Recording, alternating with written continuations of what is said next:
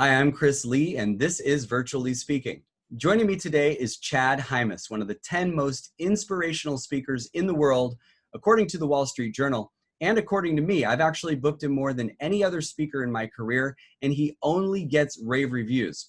He's a best-selling author who's sold more than 4 million books, and he's a quadriplegic wheelchair athlete who holds the world record for the longest distance wheeled by a person in a wheelchair, which is over 500 miles from Salt Lake City to Las Vegas. He's the youngest person ever to receive the Council of Peers Award for Excellence and the youngest ever to be inducted into the National Speaker Hall of Fame.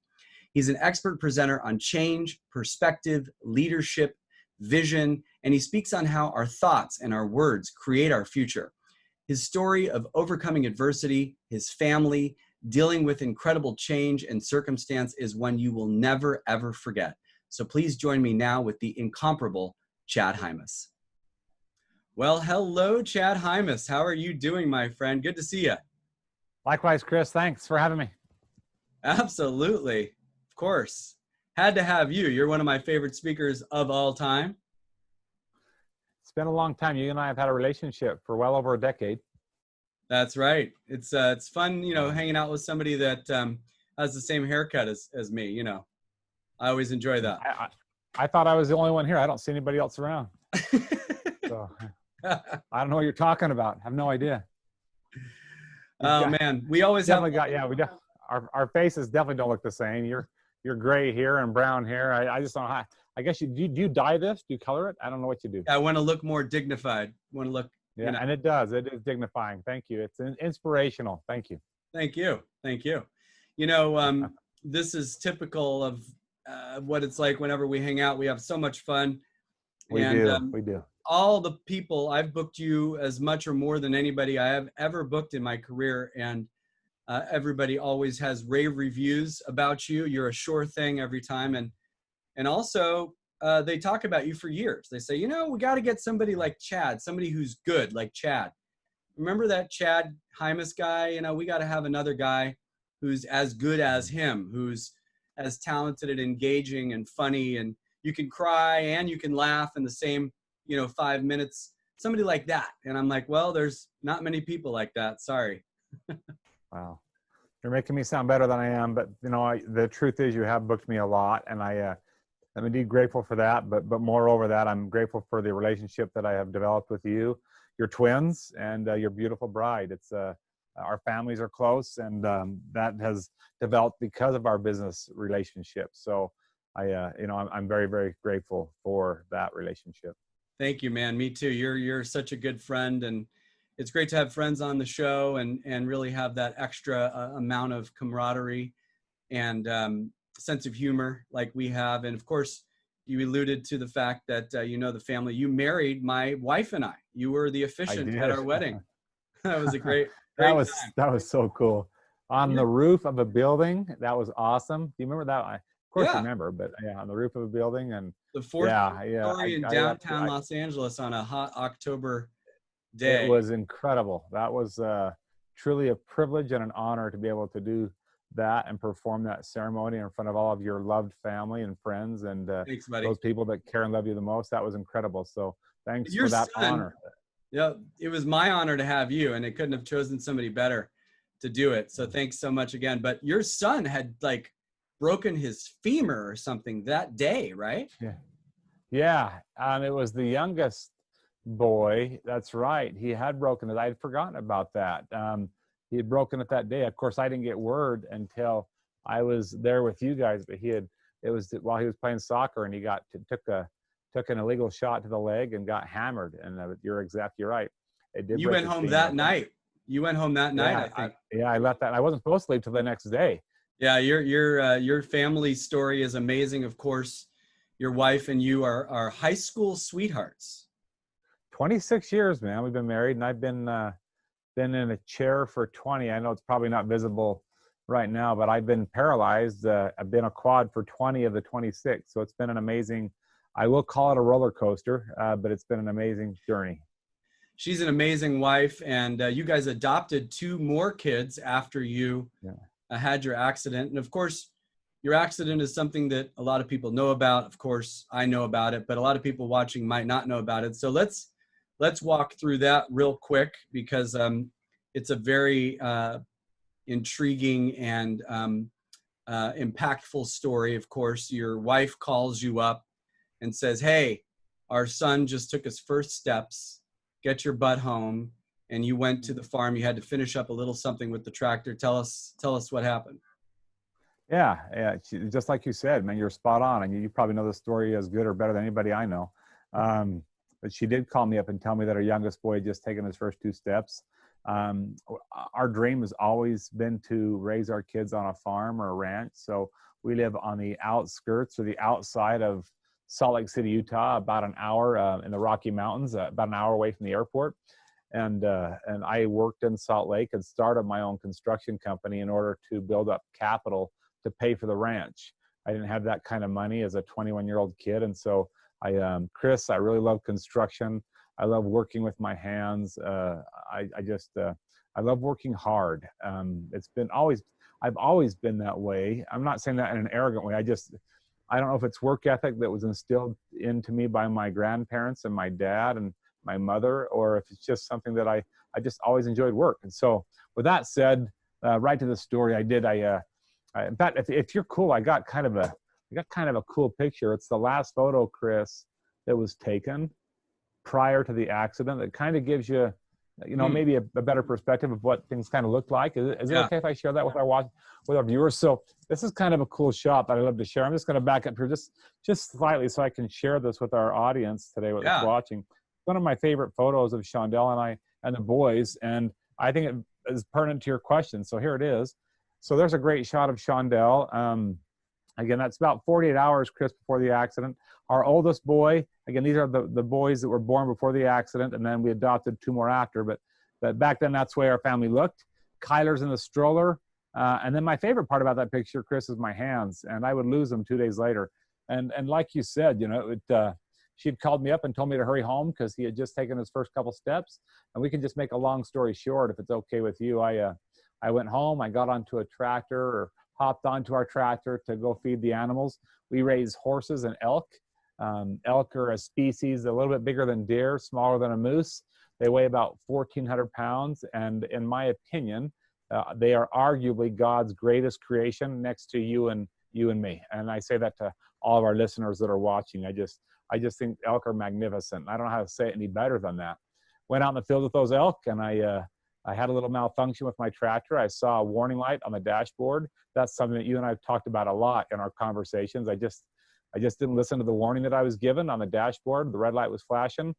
Bale of hay rolls over. It lands on my body, and it punched my head through the steering wheel, and the shaft is what went through my mouth, and it broke everything in its path. This has all been redone.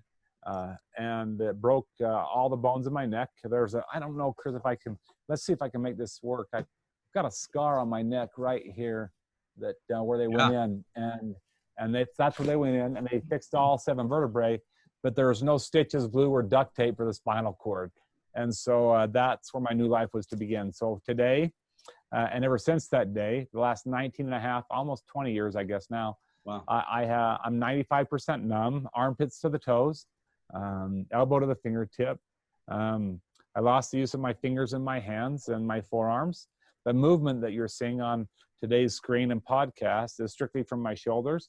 My torso is gone, but because I've learned how to balance myself, I can use my shoulders to swing and get a little bit of exercise in and kind of stretch out the muscles that I can't feel. Yeah, you've done a lot of amazing things with your body. Speaking of your body, since that happened, of course, they told you you weren't going to be able to walk. You weren't going to be able to roll yourself in your own wheelchair. You were going to have an electronic wheelchair. You weren't going to be able to do anything, not brush your teeth or write or anything. And then, of course, all of that was wrong because you've done all of that except the walking, but you roll yourself.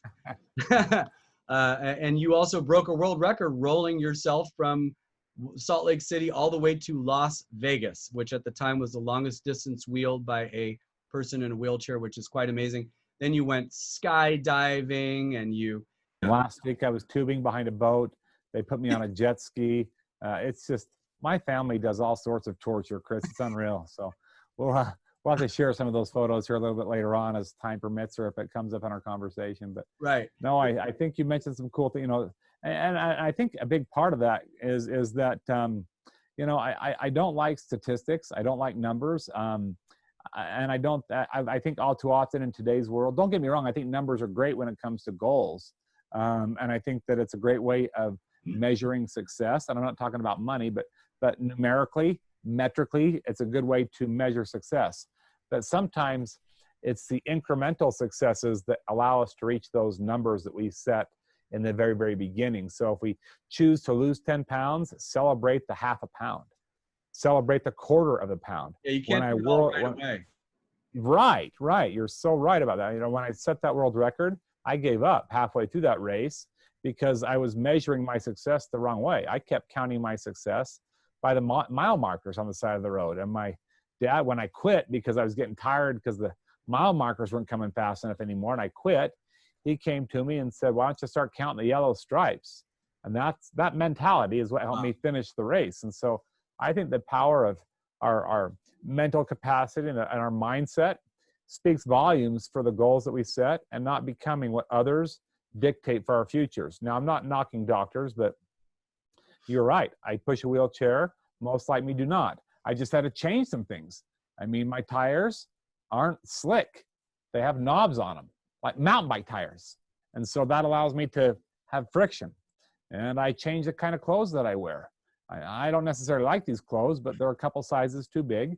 It allows me to put them on by myself, which, as you know, and you've spent many hotels with me as we've been to, you know, your clients that you serve and have had me in to speak to those clients. I don't know how to say this, but you're one of those people that just, I say this in a good way. You don't leave me alone.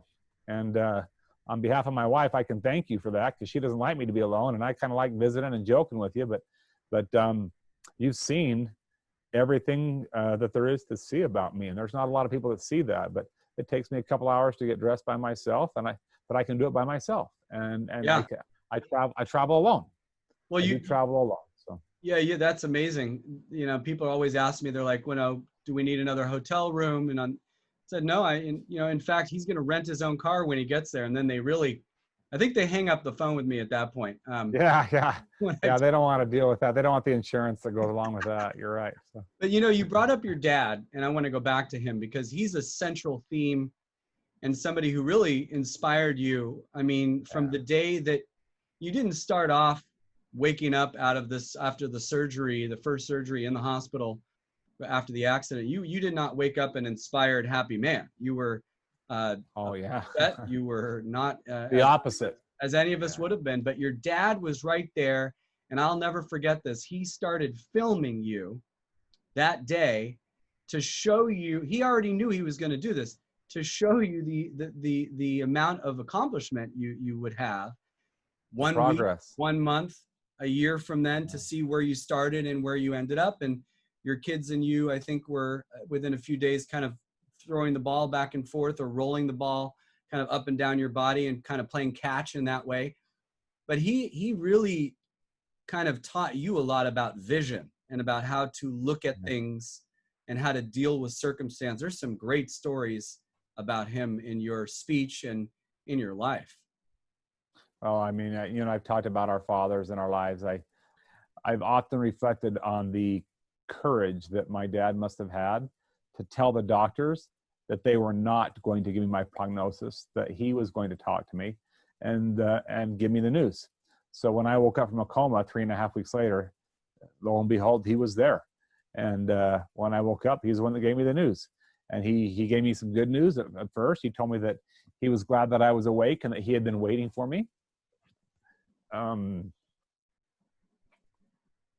He told me that he was glad that I was alive, although he did not want me to steal air. He thinks that a lot of people steal air.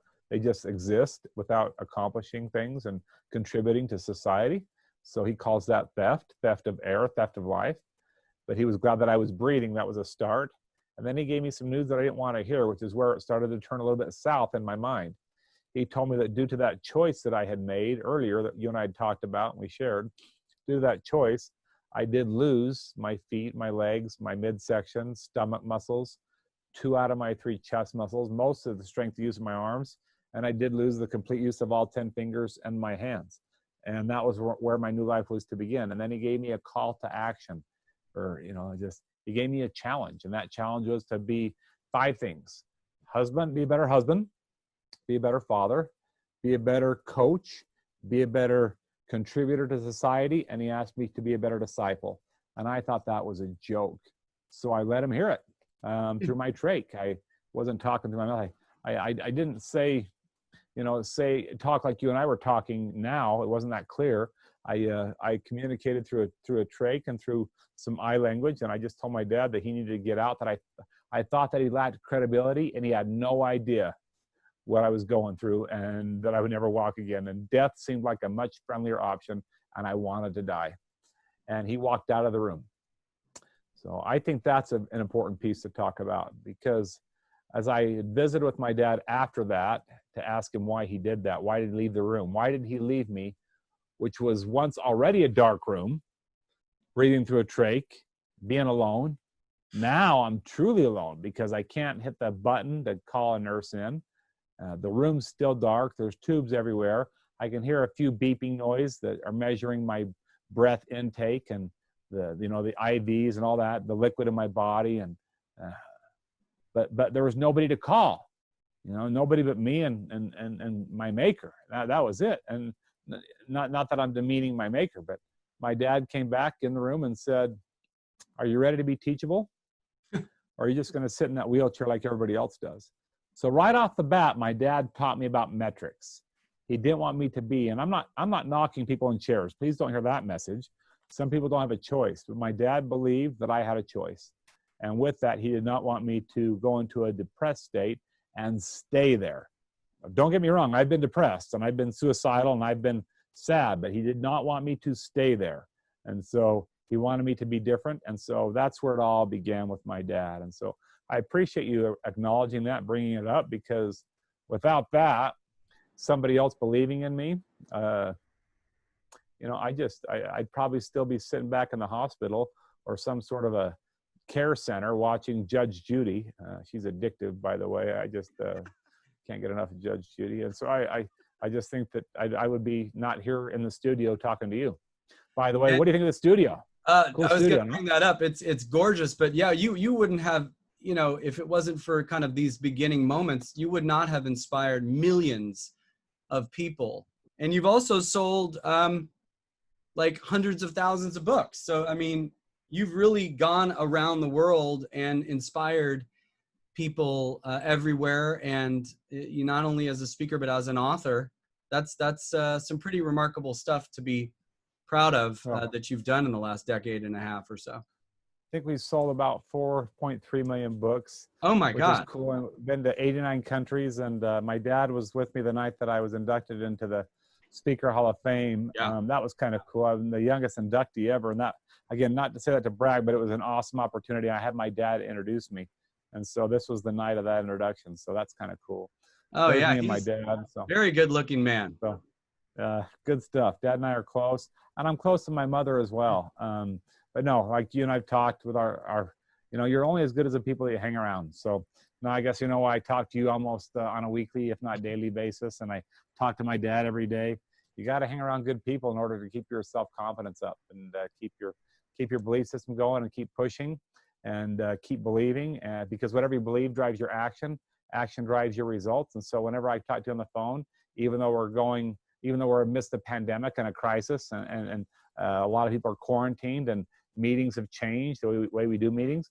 When you talk to people that believe that you can do something, belief drives everything. So if I were to believe that I was worth nothing, that I couldn't be married because I'm numb, and that would drive my action, hence the results. But when I believe that I can do things that others might not believe in, that has led to my action that day, hence the results that I get. So that's the equation that I really live by, almost as equal to the 10 Commandments that are in my front room hanging on the wall. That's beautiful, beautiful. And, when I talk to people about you, I talk about the words vision. I talk about the word circumstance. And I talk about, of course, adversity and change. You're a master expert on those 4 things. And we already touched on it a little bit here. The vision to look at things in a certain way, I mean, you know, a lot of people think, oh, I can do this, or that would be a cool thing to do. I'd like to do that. And then they go, I could never do that. I don't have the time to do that. I don't have the energy or the willpower or the talent. And or you the fear, right? The fear. I don't want to embrace technology. I don't think I can learn social media. I don't think I can learn how to do a Facebook Live. I don't think I can learn how to talk on camera. I don't think I can do a virtual presentation. I don't think I can do a Zoom chat. I don't know if I can learn Zoom, which is what you want. I mean, that fear will end up just preventing people from maximizing their potential. Can you imagine how many people are going through that right now?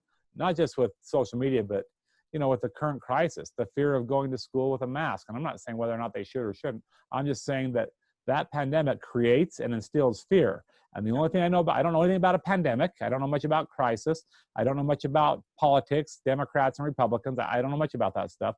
I do know that fear and confidence cannot exist in the mind at the same time. That I do know. And so I just, it's not that I'm always confident and I don't want to be arrogant, but there's this fine line called gratitude. So if my right hand on your side here, if this, my right hand is pride, and this hand here is depression, right in the middle will be gratitude. And as long as I can try and keep my life right around that middle, sorry, every time I bring my hands up, I kind of fall forward, but as long as I can try and keep my life's vision and my visuals, my goals right along that middle line, either a little bit to the left, a little bit to the right, or right on that line, I'm doing okay. I don't want to have too much pride or too much confidence, because that's arrogance and ego. Too little pride is called depression and suicide. And I've played both ends of that stick. So I just, I like to try and stay right in the middle somewhere. Well, you can't have fear if you have gratitude and love, right? I mean, because that's, I think you're right. Yeah. the opposite of it. Right. And if you have the fear, then you've got to go back to the gratitude and the love, and that'll solve the fear usually. So you've taught me that. No, that's true. So very speaking true. of all this technology, you have an amazing looking backdrop and some lights, and you can do the switches, and you have different cameras there. You have a pretty cool studio built there. In fact, you've built a lot of things on your property. I want to get into that in a little bit, but tell me a little bit about the studio, because it is kind of cool. Those look like some Utah jazz colors though in the background, I think. Yeah, you probably don't like that too much in Los Angeles, do you? But I'm not against LA. I mean, I'm a Magic Johnson fan. I grew up watching Magic play against Bird. Those are fun rivalries to watch. And of course, now we got LeBron in LA now, and so you were one of the fun to watch. You were one of the first people to call me when Kobe died. Yeah, that's a huge loss. You knew that I was going to be feeling that. Yeah, I called you within an hour of me finding out. I had you on the phone within an hour. And thank you for that, man, because that was a beautiful thing. And at a horrible, I was on a golf course, ironically. Yeah, you were. Yeah. And it was, I remember where you were. Yeah.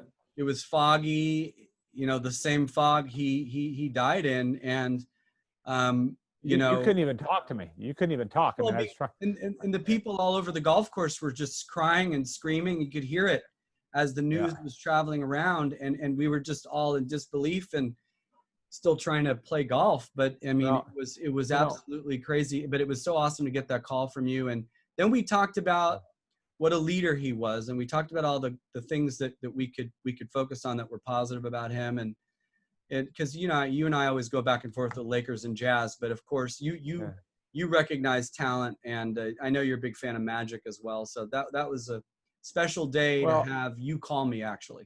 That was nice. You know what I really recognize, what I admire Kobe for, is that everybody has a critic. And you know as well as I do that Kobe had many. If you're not from LA, Kobe had haters left and right. Whether they were on the court reasons or off the court reasons. Here's why I love Kobe. Kobe took a circumstance, right? And he's no worse or better than Chad Hymas. He took a circumstance, and you can just look at my circumstance here, a circumstance of challenge, struggle, and done it many, many times. I'm not just talking about one time, but adversity. Let's just call it adversity.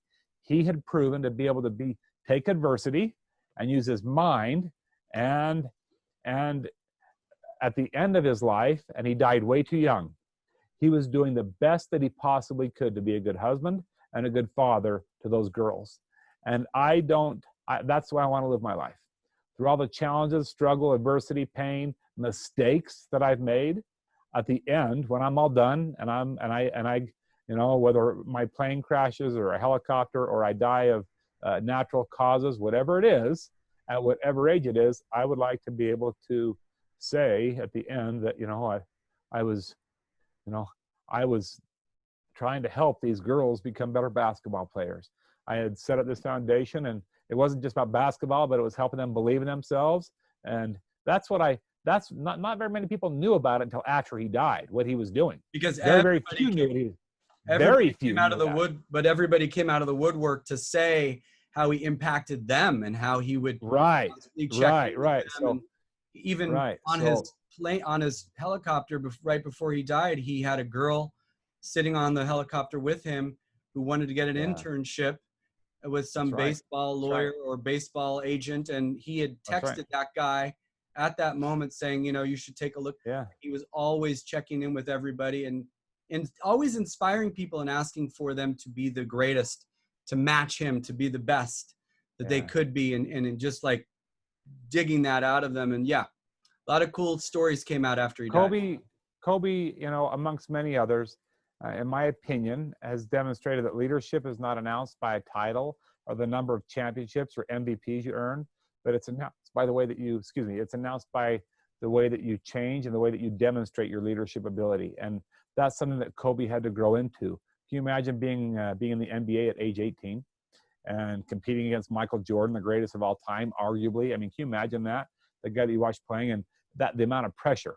And so again, I am not justifying or taking any, I'm just saying I am a fan, a true fan, and a person that loves Kobe, amongst many others who take adversity and take mistakes or challenges and growth and do the best they can to become better. And that's how I view Kobe Bryant.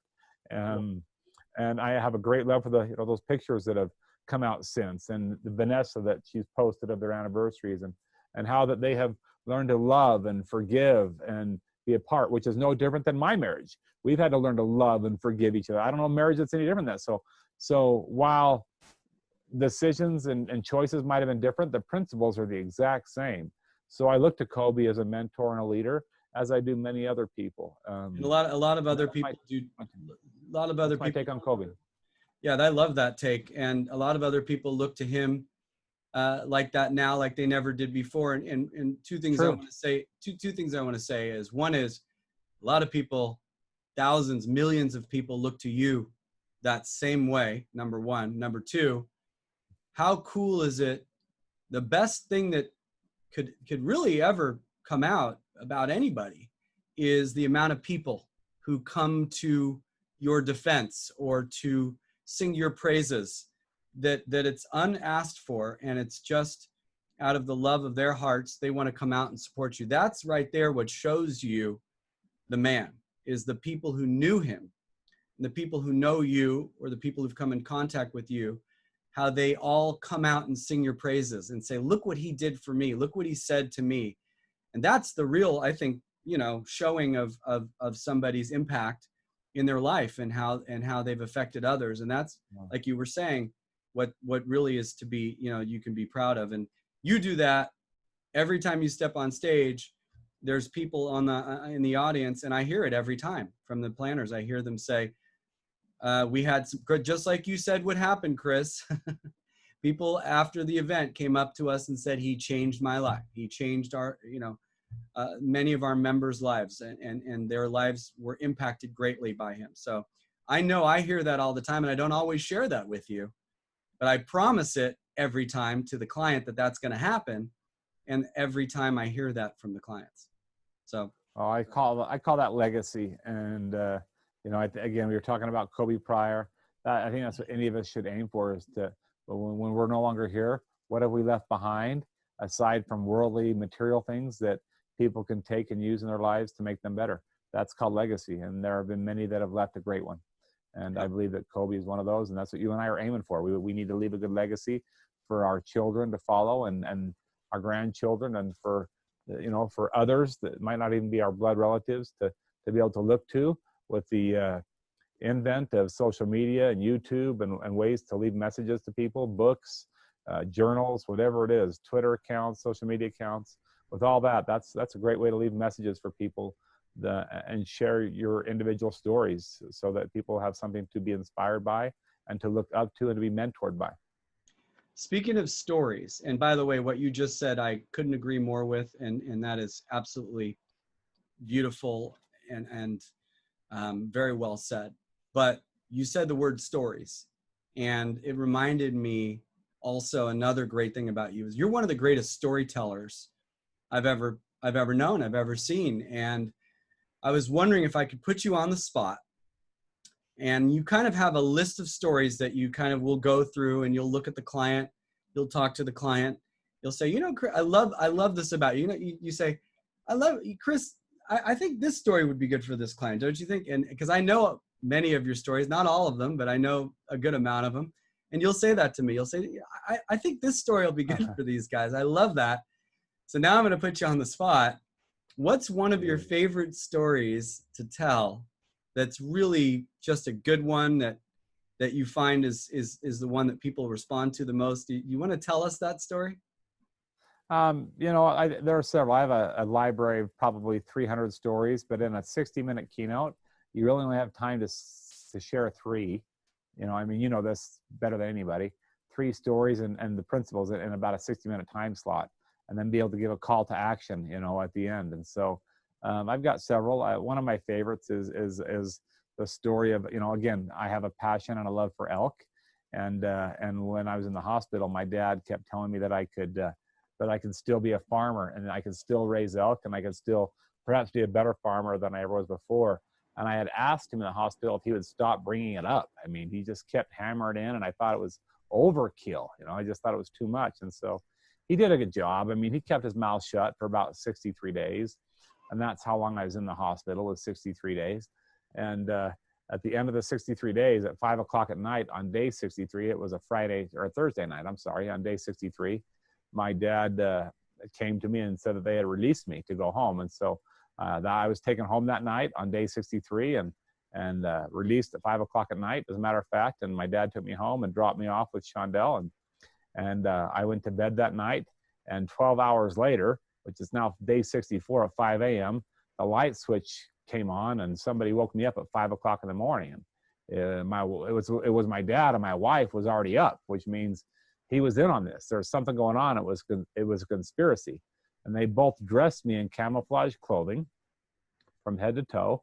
My dad picked me up, carried me out to his truck, set me in the passenger seat, put the ventilator on the console, the trach in my neck, put my 4-wheel drive electric wheelchair in the back, a little bit stronger than that Chevy that you drive back in LA.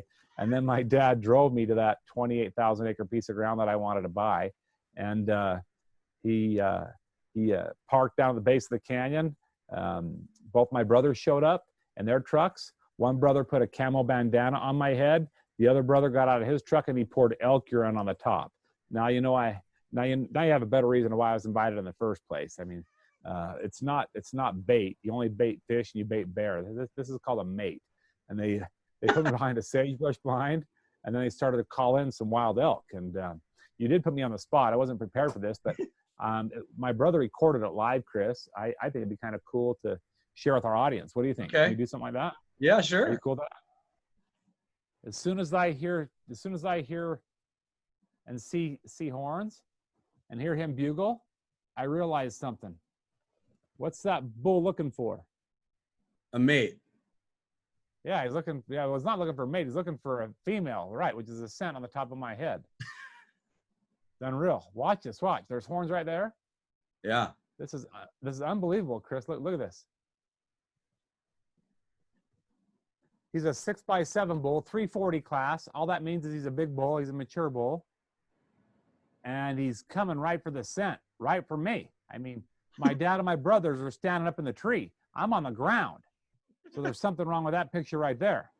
Look at him. Look at him. He comes right past me right here. Watch this. He's calling off other bulls, making sure that he's the only bull in the territory. And he's coming to get me and put me in his harem, like he wants to create some wedding vows or something. So watch this. This is unreal. There I am right there. Look, right there, right there. Look at that. Notice how quick my family is to help me out. Notice that. How quick my family. My dad shakes the tree, and the bull's in no hurry to leave until he smells human scent, and then he's gone. Now, I'm going to put you on the spot. What's the purpose of my dad's meeting that day? What's my dad trying to do, Chris, the day after I get released from the hospital? Well, set your vision for the future of keep going. I think you're right there. Vision, and that you are kind of able to still do the things that you wanted to do. Have to think differently, right? So you're right. So I'm still able to do things. I just can't do it the way I used to, but it doesn't mean that it's a wrong way. So there are several right ways. So the principle would be there are several right ways for me to get dressed. There are several right ways for me to eat food. There are several right ways for me to fly on an airplane. There are several right answers for me to court my spouse, be married, not just one way. Whereas when we get used to a behavior, or we call it a habit, we stick with it and we think that's the only way it can be done. And that's not true. I've learned that there are several right ways for me to go and get to Japan, even though I don't speak Japanese, or or get to China or Dubai, even though or Thailand, even though I might not speak the language. Several right answers. Here's the problem. For the next 5 years, it's still part of the same story. I chose to not buy into that philosophy. Something changed my behavior, and I'm going to show you right now what that was. I want you to look close at this picture. Again, a picture I wasn't planning on bringing it up, but I'm going to show it to you now. This is my favorite picture of all time. There you go, buddy. I love this shot. And you've seen this before because you've heard me share this story before. But you didn't tell me that we were going to be sharing today on the screen. Here it is. This is a picture that my dad took after 5 years of me not going. Remember that little boy that we showed in the beginning? That's him 5 years later. Look at the four-wheeler. Look how dirty that is. The message is that we need to get dirty for other people. I'm not talking about the dirt, but maybe that's finding a place to serve. Maybe that's letting our spouse know how much we care about them. Maybe it's taking the twins out for ice cream. I'm just saying, whatever that is, there are several ways to get dirty. Look at his boots. Those are sacred where I come from. Those are called cowboy boots. His jeans are called Wranglers. And one of the most important features of that picture is his jacket. Notice how his camo is too big. Chris, I realized that day when my dad gave me that picture, I had never taken him to Cabela's or Bass Pro Shop or Walmart for that matter and bought him his own camo. So that day, after that trip, I took him to Cabela's, and I did not know that you cannot go to Cabela's without spending $5,000. I think I spent $5,000 on my credit just to catch up for all the time that I missed. And the best part is that picture. Look at the smile on his face. What's the message? Well, the best part's the picture. Look at his face. And when I saw that picture, it reminded me of what I had robbed for 5 years, that smile. It's not hunting. It's not about shooting animals or anything like that. I had robbed that opportunity from him. And I'm sick and tired of committing theft and robbing other people. So that's why I haven't missed a day since. I haven't missed a day of going out and looking for elk with him. He's now 22 years old. He's my best friend. I haven't missed one of his ball games. Yeah, you make sure you schedule your entire world around. Yeah, I don't miss, which is not a problem, amidst COVID. But they're not playing ball anyway right now. So, but that said, I just don't miss any of the kids' activity. I just can't. I did it for 5 years, and they say that they're better off playing when I'm around. Kind of like your kids are when they're out there kicking the ball soccer. They want you to watch them. They need you to believe in them. And when they see that, then they're better because of it. So I just can't miss. So the message is simply, I ask people this: what are you robbing from other people because you're choosing not to show up? Whether that's work and putting in your full day, your full effort, your full potential, whether that's to your spouse and giving it all you have in a relationship, or your partner, to your children, to your grandchildren. And if you're not, get out of this room right now and make a phone call or send a text off that sounds something like this. Hey, this is Chad. I'm at the Grand Hyatt Hotel in Los Angeles. Just wanted to let you know that I'm amongst beautiful people just close here to the beach. Here's a couple of pictures of what it looks like downtown LA. Thinking of you today. The sun's out bright. Thank you for the sunshine. You are my life. And send that message off to a grandchild or parent or somebody. Watch what happens. Watch what happens to their self-esteem, their confidence. It's absolutely amazing what happens. And so that's one of the stories that I love to share with a principle that goes along with it. Amazing. I love it. Touching and got so many great lessons in it that you are very good at pointing out and very good at demonstrating to us and talking us through. So I love it. I love that. And Thanks for giving me the game. Thanks for giving me the chance. yeah, You and I didn't talk about that no, prior to our little. of No, course so not. you didn't. I I don't. You go ahead. surprise me too much. Well, You- I love when you're in Los Angeles and I can pick you up from the airport and take you wherever I want. That's the real surprise. We've had, you know what? That's one thing that I haven't done with anybody else. That's really, I mean, I've seen lots of places and been a lot of places, but a lot of times I just like to stay in a hotel room, maybe for safety, or I just don't have Shondell with me. When I say safety, not every place is wheelchair friendly, right? And so it's just easier for me to be in a hotel. Yeah. But when I'm in Malibu or Los Angeles or Orange County, or actually you've driven clear down to San Diego to meet me, and you've taken me all the way back to LA. You and your wife drove me from San Diego to LA at one time. You and I will stay out till 1 or 2 in the morning, and we're going up on top of these hills that I never knew existed in LA. You're showing me where all these famous people live. We're going up and down there. We're stalking them. We're taking photos. You took me to a band one night to watch one of your drummer buddies play, and you're a drummer yourself. And I mean, I have never done that with any other meeting planner or with any other agency. And so I don't know that that's just professionalism or that's just being genuinely service oriented, or I'll just call it, and I hope this doesn't offend you, I'll just call it true discipleship. Being willing to sacrifice your time away from your family to benefit the life, in my case, me, for, benefit my life and give me an experience that I otherwise wouldn't have. Well, We've done that. We've done that a lot. You and I've done that a lot. We have. You're just a great You took me to that restaurant. You took me to that restaurant to eat that was sitting right off of we were actually sitting on the water. Yeah. Do you remember? I don't remember that. And then there was another restaurant you took me to. There was a frontage road. I think it was Malibu Highway or whatever that highway is. And the ocean was on the other side. But you got us seats right there by the window. You had it reserved in advance, and so we just sat there and watched the bikers and runners go by, and then the ocean's right out there. I don't know what that restaurant, but and then there were some famous people that came in, and you knew who they were. Like I'm thinking, oh, geez, this is way cool. I mean, I've never done stuff like that. So I've been traveling for 20 years. So we've had a lot of fun. Well, you only want to spend time with those people you love. So I love you very much. And I remember when you were speaking in San Francisco, and we went to the Mark Hopkins Hotel, and we went up to the top and had that brunch, and I went to the bathroom, and I came back, and you'd paid for the darn thing. I was supposed to pay for that entire thing. Yeah. I think you always try to do that. So I think I just know there's never money in your pockets. So I'm just joking. I like to pay for it. It's the one thing that I can do to say thank you. It's the one thing that I can do to thank you for all that you're doing for me. I mean, you pay for gas. I think one time you had me pay for gas, but that's not true. One time we got pulled over. Remember? We did. We got pulled over, but I got us out of it because I played gimpy. But sir, he was just trying to get me to the restroom. I'm sick. He's trying to get me to the hospital. Can you please let us get to where we need to be? You didn't say that. You did not say that. We pointed to the restaurant we were about to be at. That was in San Diego, and the guy said, all right, you guys go ahead and please. I think it was a red light or something. That's funny.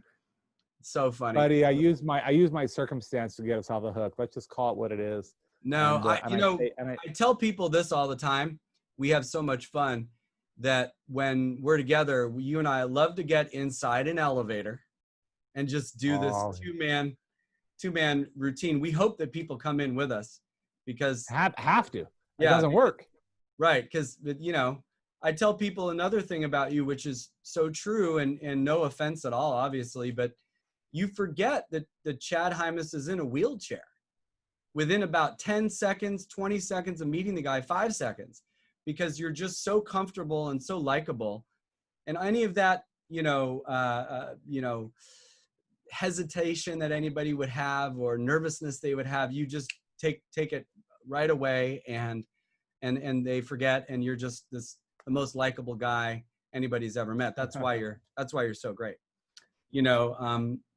Man, you're just a great friend, but you're such a great guy to, learn from and be inspired by. So thank you so much for everything you've done for so many people to inspire them. Look at there's the family now. Is that just really recent? Yeah, Chris, it is. I wanted to end kind of sharing that. Chandel and I just celebrated 26 years. There's the two boys that we introduced people to earlier. We adopted Gracie when she was 3 days old. She's now a junior in high school. She's from Guatemala. And Caleb is from Ethiopia. We've only had him for 2 years. My wife found him in an orphanage at age 9. And he's just been an amazing part of our family. So thanks for letting me share that with you. Yeah, your family is definitely inspiring as well. So you're a great leader in your family and your community, and just have so many great messages from leadership to, vision to how you deal with change and circumstance and adversity and look at life. And, it's just wonderful to know you, and it's always fun to book you because I know the clients are always going to be really happy. Well, thanks for having me, Chris. And thanks for your friendship more than anything. Really appreciate it. Absolutely, man. This was fun. I'll talk to you soon. Thanks again. Very well. Thanks, Chris, for having me. Take care. All right. Talk soon. Bye. Bye.